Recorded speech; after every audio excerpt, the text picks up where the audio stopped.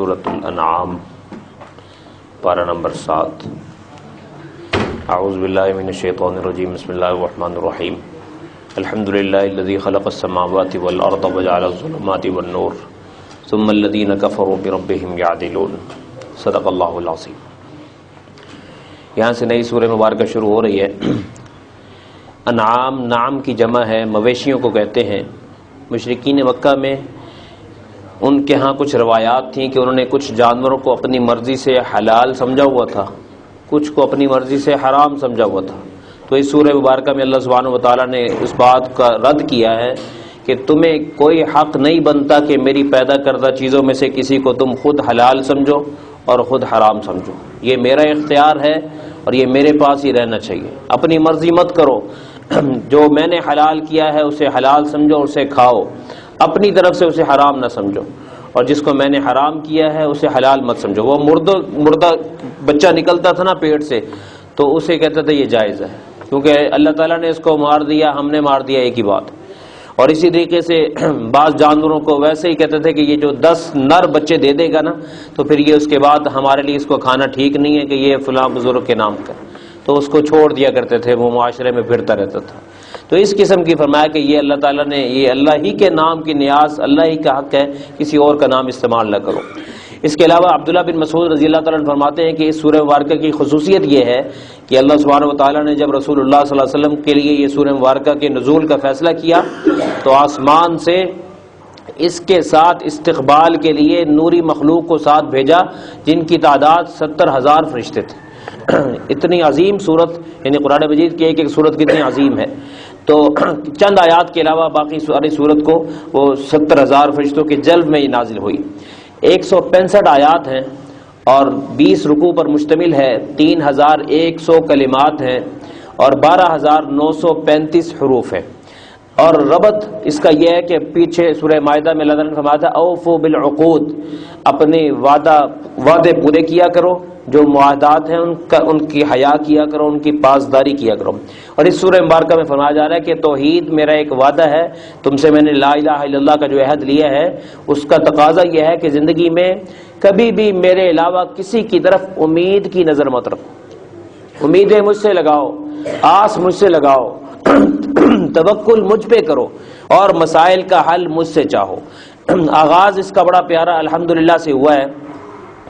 اللہ سبحانہ وتعالیٰ نے سورہ کہف کا آغاز بھی الحمدللہ سے کیا، سورہ انعام کا آغاز بھی الحمدللہ سے، سورہ سبا کا آغاز بھی الحمدللہ سے، سورہ فاطر کا آغاز بھی الحمدللہ سے، سورہ فاتحہ کا آغاز بھی الحمدللہ سے۔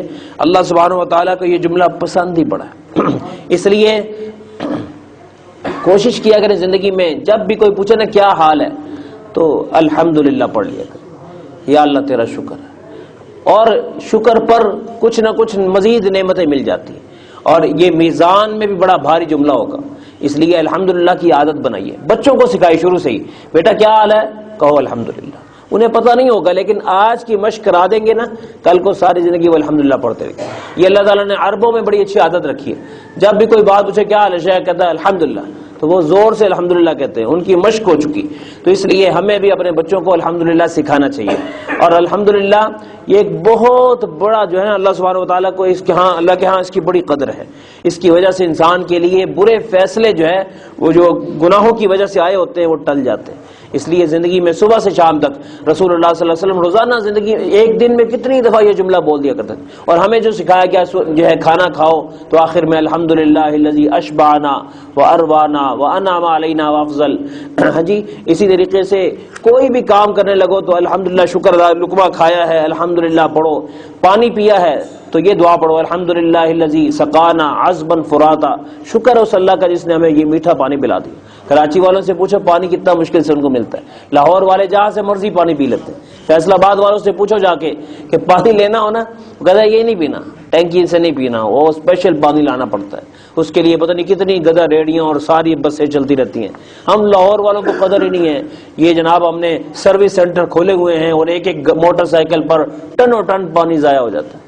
ہم میں سے کوئی ایک غسل خانے میں جاتا ہے 1 گھنٹہ لگا کے آتا ہے، اور بھائی پوچھے اللہ سبحانہ وتعالیٰ نے کیا اس یہ نعمت ناشکری کے لیے دی؟ اس لیے لگائیں صابن جتنا مرضی، لیکن اللہ کی نعمت کو ضائع نہ کیجیے، یہ اس کا جواب دینا پڑے گا۔ یہ پانی بھی وہ نعمت ہے جس کے بارے میں قیامت کے دن سوال ہوگا کہ تو نے پیدائش سے لے کے موت تک کتنا پانی استعمال کیا تھا اور اس میں جائز کتنا تھا ناجائز کتنا تھا.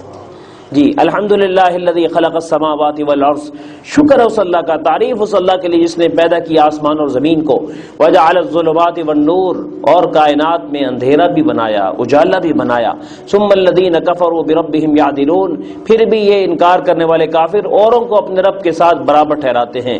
اللہ کہتے ہیں بنانے میں اوپر بھی کائنات میں نے بنائی، نیچے کی کائنات بھی میں نے بنائی، ظلمتیں بنائی تو میں نے، نور حق بنایا تو میں نے، اور کائنات کی تاریکیاں بھی میں نے بنائی، سورج کی صورت میں اجالا بھی میں نے بنایا، چاند کی صورت میں اجالا میں نے بنایا.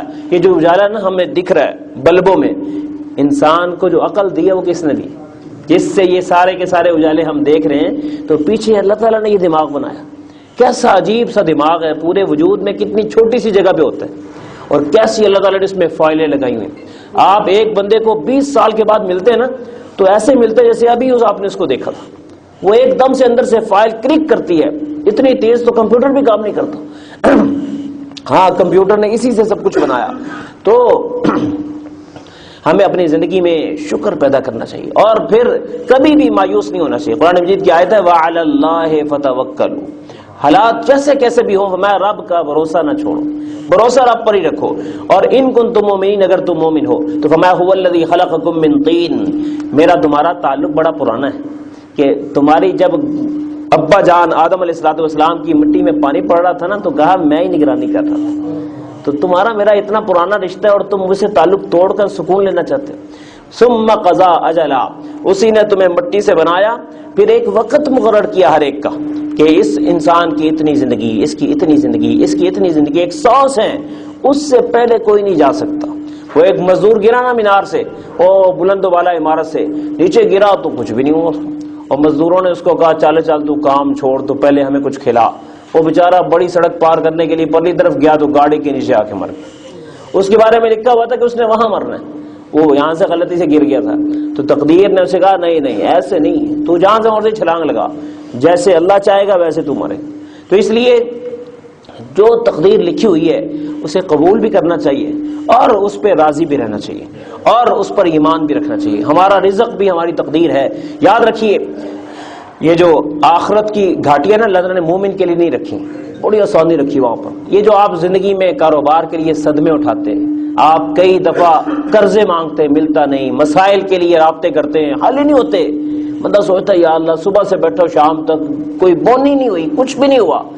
قیامت کے روز لکھا جائے گا کہ اس نے محشر کے میدان سے پہلے تکالیف اتنی یہ غلطیاں کی تھی، اس کی تکلیف اس نے دنیا میں کاروبار میں صدمے کی صورت میں برداشت کی، آج اس کو ویسے ہی معاف کر کے جنت بھیجا ہے.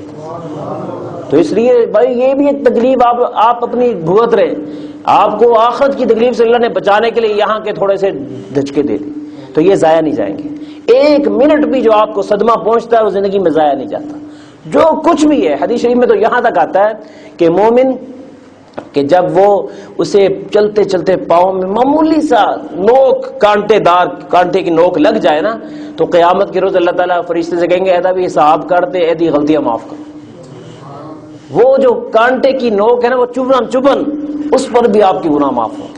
اور بعض دفعہ اس سے بھی چھوٹی غلطی لگتی ہے. کیا ہوتا ہے ماشاءاللہ ہماری 4 جیبیں ہوتی ہیں، سردیوں میں کئی کپڑے ہم نے پہنے ہوتے ہیں، تو وہ نا بھول جاتا ہے کہ موبائل کہاں رکھا ہے، کبھی ادھر ٹینشن ہوتی ہے کہ کسی نے نکال نہ لیا ہو. تو قیامت کے روز اس کو بھی تولا جائے گا، اس کی وجہ سے آپ کی گناہوں کو معاف کیا جائے کہ اس نے تکلیف جھیلی. تو اس لیے جب اتنا اللہ تعالیٰ کا عذاب فاسٹ ہے تو مایوس کیوں ہوتا ہے؟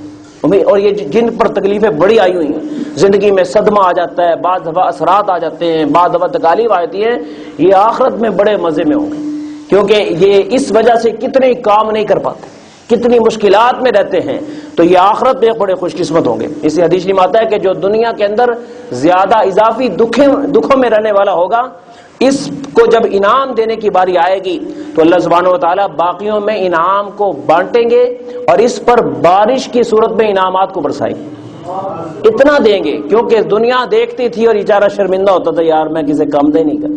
یاد رکھیے جن گھروں میں ایسے کمزور ہوں انہیں کبھی بھی انہیں گھٹیا نہیں سمجھنا چاہیے، بلکہ ان کمزوروں کی وجہ سے اللہ باقیوں کو بھی رزق سے نوازتا ہے، باقیوں کو بھی عطا کرتا ہے جی۔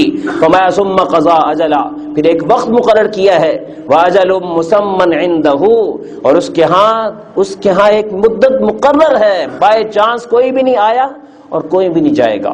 ثم انتم تمترون، پھر بھی تم شک کرتے ہو کیسے ہوگا کیسے ہوگا۔ انسان سوچتا نا کہ یار یہ جس جنت کے تذکرے آتے ہیں یہ جنت کیسے آئے گی، یہ جو دنیا ہے اس میں ایک دن بھی کوئی نہ کوئی ٹینشن آ جاتی ہے، غم آ جاتا ہے، وہ جنت میں کہتے ہیں کہ لاکھوں سال گزریں گے ٹینشن ہی کوئی نہیں ہوگی، یہ کیسے ہوگا؟ تو قرآن مجید نے کہا خلقکم من طین، میں نے تمہیں مٹی سے بنایا۔ بتاؤ مٹی سنتی ہے؟ نہیں، انسان سنتا ہے، حالانکہ مٹی سے بنا۔ مٹی دیکھتی ہے؟ نہیں، انسان دیکھتا ہے۔ مٹی میں دماغ نہیں ہے، مٹی سوچتی نہیں، تم سوچتے ہو۔ جس مٹی سے میں نے تمہیں بنایا، تمہارے اور مٹی میں کوئی مناسبت جب نہیں ہے، ایسے ہی اس دنیا اور جنت کی دنیا میں نے مناسبت نہیں رکھی، وہ میں نے اعلیٰ بنائی ہے، اس میں نے غم نہیں رکھا، دکھ نہیں رکھا، تکلیف نہیں رکھی، سہ جاؤ، برداشت کر جاؤ، اور میری کسی تقدیر کو پر انگلی مت اٹھاؤ، قبول کرو، برداشت کرو، میں تمہیں دوں گا، اور اتنا دوں گا کہ جب میں دوں گا تو پھر اپنے حساب سے دوں گا۔ ہاں جی، اللہ تعالیٰ صبر کرنے والوں کو اپنی انما یوفی الصابرون اجرہم بغیر حساب، فرمایا جو دنیا میں صبر کا پیپر حل کر کے آئیں گے نا، ان سے میں نے حساب نہیں لینا، پھر بغیر حساب کے میں نے ان کو نوازنا۔ اللہ ہمیں توفیق عطا فرمائے۔ وآخر دعوانا الحمدللہ رب العالمین۔